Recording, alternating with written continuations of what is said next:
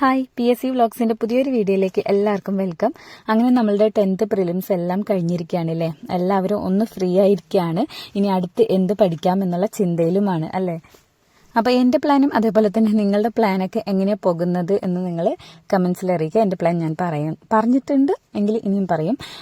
അതേപോലെ തന്നെ അതിന് മുമ്പായിട്ട് നമ്മുടെ എക്സാം, അതായത് നമ്മുടെ കഴിഞ്ഞ 10th പ്രിലിംസ് എങ്ങനെ ഉണ്ടായിരുന്നു എന്നുള്ളത് കൂടി നിങ്ങൾ പറയുക.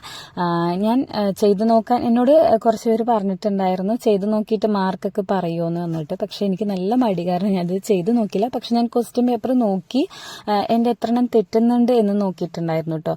അപ്പോൾ എനിക്ക് നല്ല ഈസി ആയിട്ട് തോന്നിയ എക്സാം. പിന്നെ മാത്സ് ടഫ് തന്നെയാണ് കേട്ടോ, അത് സമ്മതിച്ചു. കാരണം ബാക്കിയുള്ള സ്റ്റേജൊക്കെ വെച്ച് നോക്കുമ്പോൾ എനിക്ക് മാത്സ് ഇത് കുറച്ചുകൂടി ഒന്ന് കടുപ്പിച്ചതായിട്ട് തോന്നി. ബാക്കിയുള്ള സ്റ്റേജെല്ലാം മാത്സ് നല്ല ഈസി ആയിരുന്നു. പക്ഷെ ഞാൻ എഴുതിയ സ്റ്റേജിൽ കൂടുതൽ സ്റ്റേറ്റ്മെൻ്റാണ് ഉണ്ടായിരുന്നത്. ഞാൻ 4th സ്റ്റേജ് ആയിരുന്നു. അത് വെച്ച് നോക്കുമ്പോൾ എനിക്കിത് കുഴപ്പമില്ല എന്ന് തോന്നി കേട്ടോ. ആ ഒരു എക്സാം ഞാൻ എഴുതിയ ഇതിൽ പറയണം. അങ്ങനെ വെച്ച് നോക്കിയപ്പോൾ എനിക്ക് കുഴപ്പമില്ല. സ്റ്റേറ്റ്മെൻറ്റ് ക്വസ്റ്റ്യൻസ് കുറവാണ്, പിന്നെ ഉള്ളത് നല്ല ഈസി തന്നെ ആയിരുന്നു.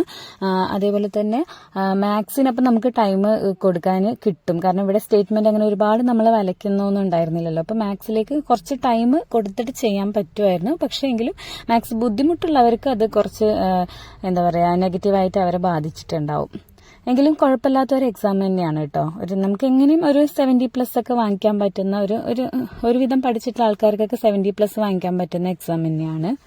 അപ്പോൾ അതാണ് എക്സാമിനെ കുറിച്ച് എനിക്ക് പറയാനുള്ളത്. പിന്നെ ഇനി നമ്മളെ കാര്യത്തിലേക്ക് പോവാം. അങ്ങനെ എല്ലാവരുടെയും എക്സാം ഒക്കെ കഴിഞ്ഞു. ഇനിയിപ്പോൾ എന്ത് ചെയ്യും?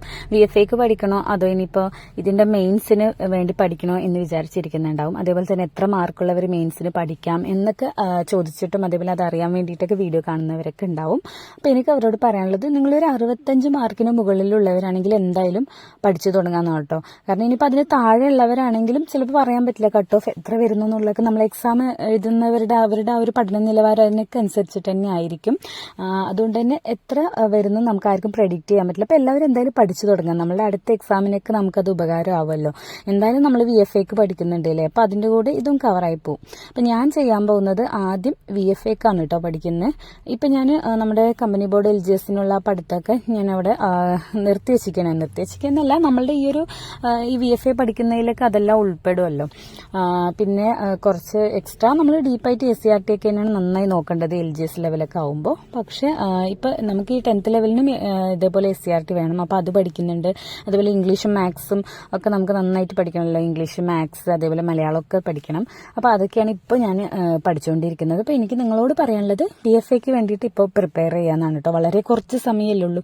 നേരത്തെ പ്രിപ്പറേഷനൊക്കെ ആരംഭിച്ചിട്ടുണ്ടാകും. അപ്പോൾ നമ്മൾ ഈ 10th പ്രിലിംസിന് വേണ്ടി പഠിച്ച ടോപ്പിക്കുകളൊക്കെ സ്കിപ്പ് ചെയ്തിട്ട് നമ്മൾ ബാക്കിയുള്ളത് പഠിക്കുക. അത് ഇടയ്ക്ക് ഞായറാഴ്ച മാത്രം ഒന്ന് റിവിഷൻ കൊടുത്താൽ മതി.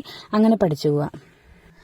അതുപോലെ തന്നെ ഇനിയിപ്പോൾ നമുക്ക് ഇത് കഴിഞ്ഞാൽ മറ്റേ ബെവ്കോ LDയും വരുന്നുണ്ട് അല്ലേ ഈ ഒരു പ്രിലിംസിൽ. അപ്പോൾ അത് കിട്ടിയവർക്കും ഈ VFAക്ക് പഠിക്കുന്നത് വളരെ ഉപകാരമാണല്ലോ. അതുകൊണ്ട് തന്നെ എന്തുകൊണ്ടും നിങ്ങൾ VFAക്ക് പ്രിപ്പയർ ചെയ്യാന്നാണ് കേട്ടോ എനിക്ക് പറയാനുള്ളത്.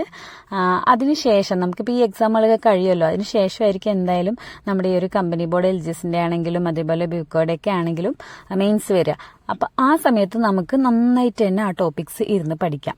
ഇപ്പം നമ്മൾ VFAക്ക് വേണ്ടി പഠിക്കുക എന്നുള്ളതാണ് എനിക്ക് പറയാനുള്ളത്. ഞാനും അങ്ങനെ തന്നെയാണ് കേട്ടോ ചെയ്യുന്നത്. ഞാൻ മുൻപ് പഠിച്ച ആ ടോപ്പിക്കുകൾ തന്നെ വീണ്ടും പഠിക്കാതെ അത് ജസ്റ്റ് റിവിഷൻ ചെയ്യുമ്പോഴേക്കും ഇപ്പം കൂടുതലായിട്ടും മാത്സ്, മലയാളം, ഇംഗ്ലീഷ് ഇതിലൊക്കെയാണ് കേട്ടോ നോക്കുന്നത്. അതേപോലെ നമ്മൾ വേൾഡ് ഹിസ്റ്ററി, അങ്ങനെ നമ്മുടെ ആ ഒരു സിലബസിൽ ഇല്ലാത്ത കാര്യങ്ങളാണ് ഇപ്പം ഞാൻ കൂടുതലായിട്ട് ഇരുന്ന് പഠിക്കുന്നത്. പിന്നെ എൻ്റെ ഒരു തവണ ഏകദേശം എല്ലാം പഠിച്ചു കഴിഞ്ഞതാണ്. അപ്പം എനിക്കിനി കുറച്ച് കാര്യങ്ങളൊക്കെ മറന്നുപോയിട്ട് കാരണം നോക്കാതെ. അപ്പം അതൊന്നും ഇങ്ങനെ റിവിഷൻ ചെയ്ത് എടുക്കുക. അതേപോലെ തന്നെ പിന്നെ ഇമ്പോർട്ടൻ്റ് ആക്ട്സ്, നമ്മുടെ ബാക്കിയുള്ള കാര്യങ്ങൾ, കേരള ഗവേണൻസ്, അതൊക്കെ കൂടുതൽ ഇമ്പോർട്ടൻസ് കൊടുത്ത് പഠിക്കുക. അതൊക്കെയാണ് ഞാനിപ്പോൾ ചെയ്യുന്ന കാര്യങ്ങൾ. അപ്പം നിങ്ങൾ അതൊക്കെ ഒന്ന് കൂടുതൽ ഇമ്പോർട്ടൻസ് കൊടുത്ത് പഠിക്കുക. കാരണം അതൊക്കെയാണ് ഇനിയിപ്പോൾ നമ്മുടെ കയ്യിൽ കൂടുതലായിട്ട് ചോദിക്കാൻ പോവുക. അപ്പോൾ ആ ഒരു കാര്യങ്ങളൊക്കെ നല്ലതുപോലെ പഠിച്ചെടുക്കുക എന്നുള്ളതാണ് പറയാനുള്ളത്. ഇപ്പോൾ എക്സാം കഴിഞ്ഞ് എല്ലാവരും VFAക്ക് വേണ്ടി പ്രിപ്പയർ ചെയ്യുക. അതിനുശേഷം നമുക്ക് മറ്റേ കമ്പനി ബോർഡ് LGS ആണ് നിങ്ങൾക്ക് കിട്ടുന്നതെങ്കിൽ അതിനു വേണ്ടി ഇരുന്ന് പഠിക്കാം. അല്ലെങ്കിൽ ബെവ്കോക്ക് കിട്ടുകയാണെങ്കിൽ ഇതേപോലെ തന്നെ റിവിഷൻ ചെയ്ത് പഠിച്ചെടുക്കാം. അപ്പോൾ എൻ്റെ ഒരു സ്ട്രാറ്റജി എന്ന് പറഞ്ഞാൽ ഇപ്പം ഇങ്ങനെയാണ്. അപ്പം നിങ്ങൾ എല്ലാവരും നന്നായിട്ട് ഇരുന്ന് പഠിക്കട്ടെ. അപ്പോൾ വീണ്ടും നമ്മൾ അടുത്ത വീഡിയോയിലേക്ക് അതിനെക്കുറിച്ചുള്ള കാര്യങ്ങളൊക്കെ ആയിട്ട് വരാം. അതുവരെയ്ക്കും ബൈ. വീഡിയോ ഇഷ്ടമായിട്ടുണ്ടെങ്കിൽ ലൈക്ക് ചെയ്യാനും ഷെയർ ചെയ്യാനും സബ്സ്ക്രൈബ് ചെയ്യാനും മറക്കരുത്.